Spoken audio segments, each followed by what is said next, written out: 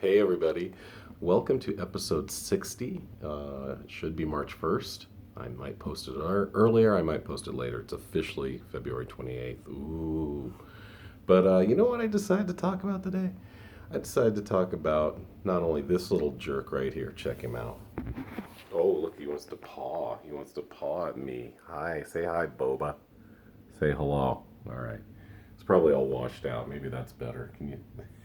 But this is my normal thing. This is what I usually end up doing is doing, this cat loves, I'm right by my front, I'm right by my bedroom window.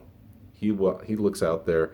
He's probably would love to go eat a bird or a squirrel. Right now he's staring into my soul, kind of making me nervous. But he's a good cat generally, but he loves to get in my face. He was born feral. I've had him like 4 years at this point, and honestly, it was really hard to coax him out of his shell. My mom, I may have mentioned this, but this is a really cool thing she's done for, gosh, I think close to 20 years. She helps control feral cat colonies. She traps them. She has a network of veterinarians she works with, and and it's pretty easy to tell when a cat's feral or stray or even owned. So if it's feral, she'll take them to these veterinarians that get them fixed. She'll put them back into their colonies so they can live out their lives as ferals because it's really hard to. You can't adopt a feral unless they're kittens. That's the only way that they're ready to be adopted um, for for a regular person to have in their home. But so she feeds these colonies. She traps cats that need to be fixed. She fixes them or gets them fixed by a veterinarian.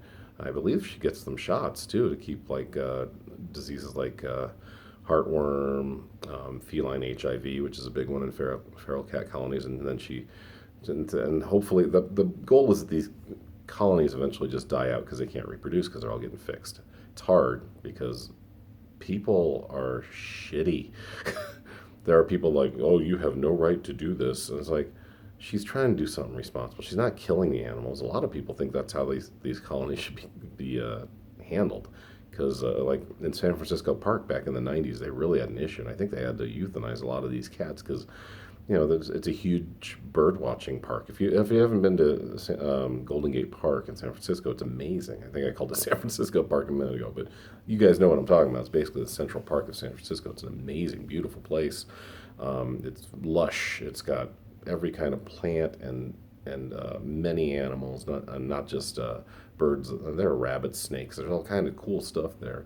But the cats were killing the birds, and the cats didn't really need to eat the birds most of the time. A lot of them were probably getting fed either through the generosity of people or through other things they were hunting. But cats have instincts, and they will kill. They've done studies on this. Look at this one. This one's instinct is to paw me in the face, you little punk.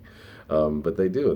They've done studies on this where well-fed house cats. They showed this one in Great Britain. It was horrific. I saw it on PBS a long time ago.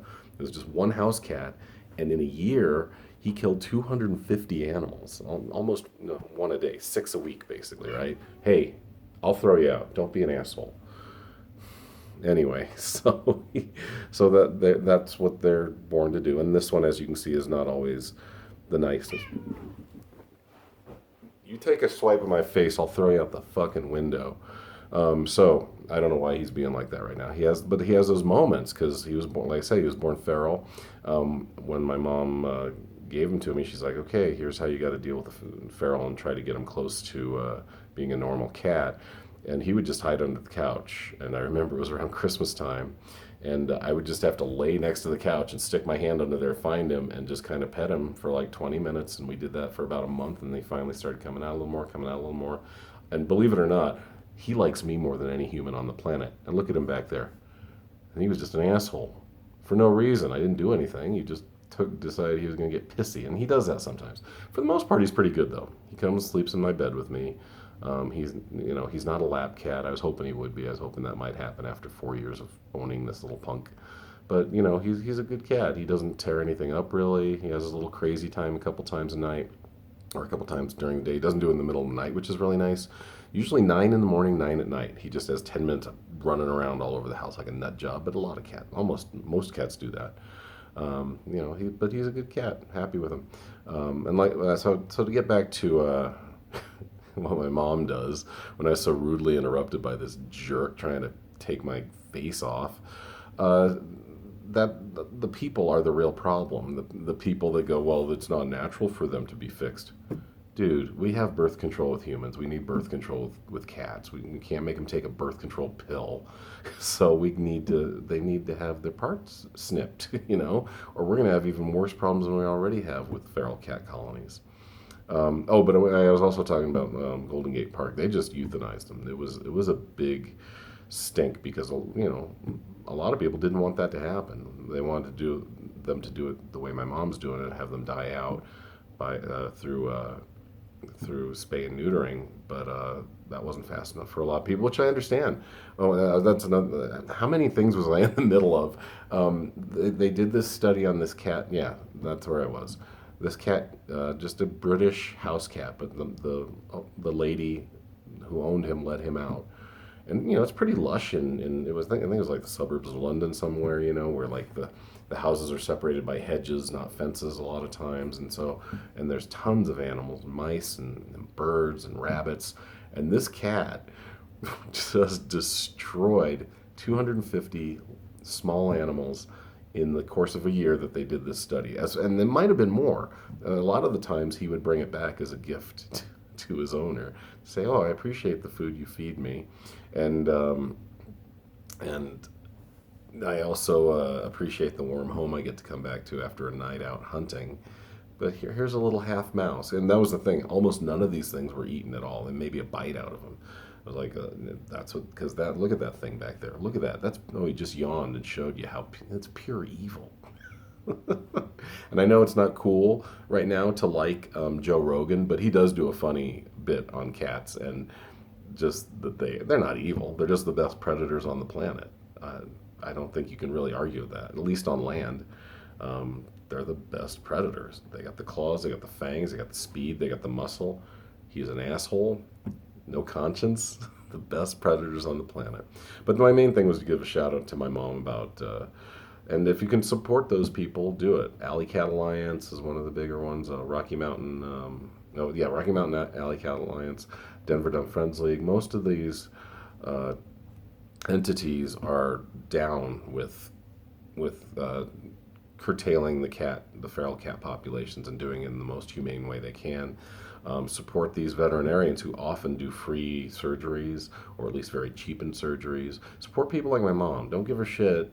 If she comes out and wants to talk to the apartment manager, say, "Hey, I understand you have," because usually she's contacted by people. She's not like out snooping around. She will get contacted by people that say, "Hey, I've got a real problem in my apartment complex under this shed. These cats are just getting out of control. They can sometimes be a little aggressive. They don't go after people or anything, but if their dog goes sniffing over there, their dog may lose a nose, because these are basically, if anyone doesn't know what feral means, by the way, at this point, here's the definition of feral. The definition of feral is a domesticated animal that has gone back to its wild ways. And my mom just passed by my window, so I'm going to have to go see her and maybe cut this short, or maybe you guys can say hi to my mom, or, well, you won't get to say hi because this isn't live, but here we go. I see her coming. Is she there? Let's see. She might have just been getting her mail. Oh, there she is. Hey, I'm doing a video about you right now. Say hi. Hi. This is my mom, the cat rescuer. Anyway. Hi, guys. In front of our dead there. elm tree. Oh, look how beautiful. Oh, I know. It's gorgeous. So yeah, we're doing a video. Just one of my average guy opinions. She's my number one fan. I didn't even give her a shout out. What you got? Oh yeah, shoot. Now this we is a got bad COVID. example. Oh. Yeah, and now it's out on the interweb for everyone to see. On the interweb. So, yeah, but we're closing in on 10 minutes. Just wanted you guys to say hi. This is what I do sometimes. I know, that's what I'm doing. Hi, guys. guys. And this is the number one cat lady in Colorado, so recognize. I'm looking for a brick right now to hold down a cat house. See? This is what she does. I might have something for you. I don't know. Is that heavy enough? All right. So I'm going to sign off. Say one more goodbye, Mom. Hi, Mom. See, that's where I got my sense of humor from too. That's why I do comedy. All right, see you guys. There's Mom and there's me. There's episode 60. We'll talk to you soon. Bye.